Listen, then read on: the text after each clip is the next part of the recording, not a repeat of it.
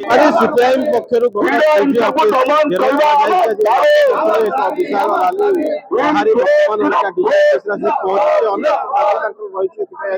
DG office घेराव करते देखिपे भाव में राज्य जो आईन श्रृंखला परिस्थिति रही है आज डीजी ऑफिस घेराव कर मो सहित अच्छा आम सीधा सड़क जोड़ा कथा आज कौन डीजी ऑफिस घेराव कर सारा राज्य रे गला 2 वर्ष है बीजेपी सरकार डबल इंजिन कहीकि आसला राज्यर आईन प्रति घोर अवनति घटी एटा आम कहूनु एटा क्राइम रेकर्ड ब्यूरो निजे कहूँ 2 वर्ष भितर महिला हिंसा 25 ରୁ 27,000 रही महिला मान आक्रमण दलित मान आक्रमण बहु मात्रा वृद्धि पाई विशेषकर आदिवासी मान आक्रमण अति मात्रा वृद्धि पाई ओडिशा सांग को भीड़ हिंसा आईन अराजकता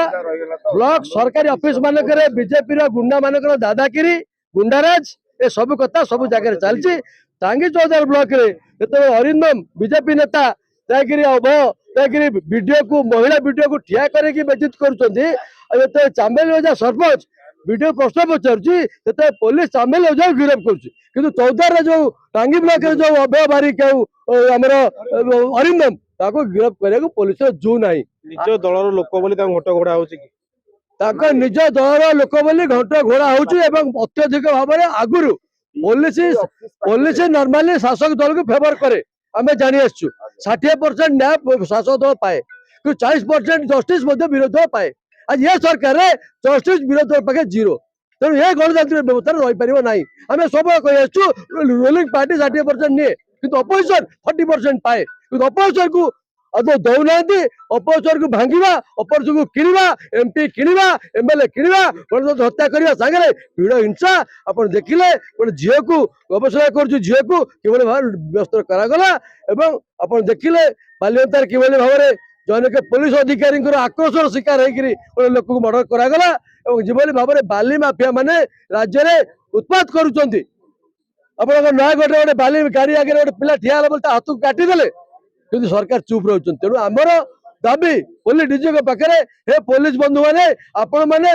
चाकरी कर संविधान को छुईकरी आपण मैंने आईन ने चलतु आप चापे पड़तु ना ट्रांसफर हेल्ले पिला छुआ कोरापुट जन 2 जन 5 जन हम तो आप न डरिक लोक को न्याय दिंतु ये कथा दाबी करके डीजी पाखे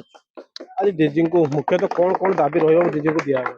भारतीय जनता पार्टी ओडिशा रे सरकार को आसला पर आईन शासन ना खोद मुख्यमंत्री महोदय विधानसभा जो श्वेतपत्र देइचंती एवं जातीय अपराध रेकर्ड ब्यूरो रिपोर्ट अनुसार 27,000 ऊर्ध्व आपराधिक मामला था महिला मान ऊपर 2024 मसीह एवं 2024 6 मास पर सरकार आसी 5 मास पर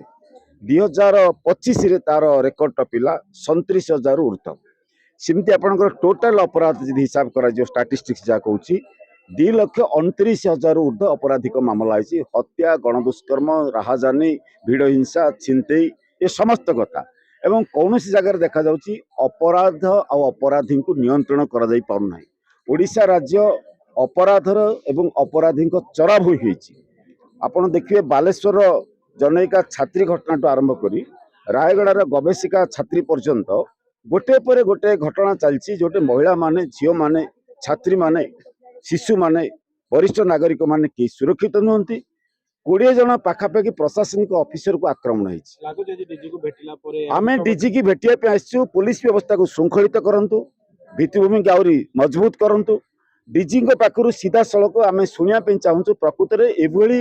अभावन्य घटना घटुची कहीं बारंबार घटुची कहीं तार कोटे पूर्णच्छेद कहीं पड़ूना मझे डीजी थे कहले आम मानबू ना एनकाउंटर करूँ एनकाउंटर सल्यूशन नुह तार भितर को जे पड़ो कहीं अपराध घटुची ये अपराध मूल कारण रही आमर अर्थनैतिक व्यवस्था भूषुड़ी गलानी कम ना कौटी आमर सामाजिक व्यवस्था भूषुड़ी गलानी लोक एकदम हताश भीतर रही बेकारी जो हताश अर्थनीतिर जो हताश से हताश भीतर नाना प्रकार अपराध घटुची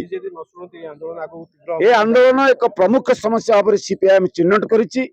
आज आम आरंभ करूँ डीजी ऑफिस पाखे आगामी दिन में देखिए 30टा जाक जिले में आमर ताकत जहाँ था ना कहीं एसपी ऑफिस मान को घेराव करूँ पुलिस की आम सतर्क करदेवा चाहूँ आपण मैंने वीआईपी ड्यूटी जाऊँच सरकार निर्देश रे कि लोकंर जनजीवन सुरक्षा दियो यदि लोकंर धन जीवन सुरक्षा ना नागरिक सुरक्षा ना से सरकार क्या अच्छी देखो जो भाई भाव प्रतिक्रिया रखुले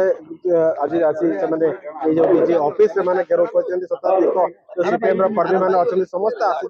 आज डीजी को दाबी पत्र दिज्व जदि यार कौन समाधान न हुए आग को एसपी ऑफिस घेराव